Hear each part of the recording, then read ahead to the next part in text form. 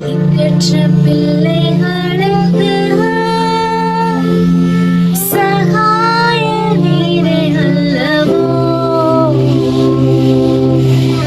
ஆதரவற்ற எனக்கு பக்கபலம் நீரே அல்லவோ, தனிமையான எனக்கு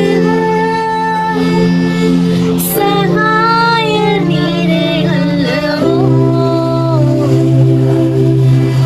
ஆதரவற்ற எனக்கு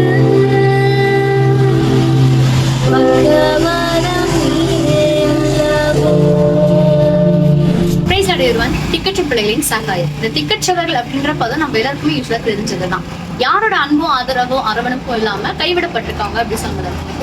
நம்ம பார்க்க போற திக்கற்றவங்களை 2 கேட்டகரியில பார்க்கலாம். ஒன்று, குடும்பத்துல முக்கியமானவங்களோட இழப்புனால அவங்க திக்கற்றவங்களாக்கப்படுறது ஒரு திக்கற்றவங்க சொல்லலாம். இன்னொன்னு, எல்லாருமே கூட இருந்தோம் யாருமே இல்லை அப்படின்ற ஒரு உணர்வு பெரும்பாலானவங்க திக்கற்றவர்களாக மாற்றோம்.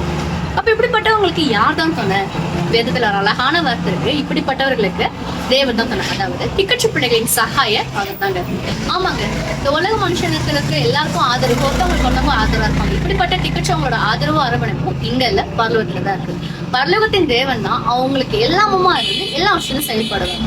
சோ நான் திக்கற்றவங்களா இருக்கேன், எனக்கு தனிமை இருக்கேன்னு சொல்லி கவலைப்பட்டு அழுகிறத மாதிரி கண்ணை தொடச்சிட்டு சந்தோஷமா இருந்துச்சு போங்க. உங்களுக்கான உங்க அப்பா உங்க கூட தான் இருக்கிறாரு. உங்களுக்கான எல்லா காரியமும் அவர் பார்த்துக் கொள்வாரு. சந்தோஷமா இருக்கு. God bless you.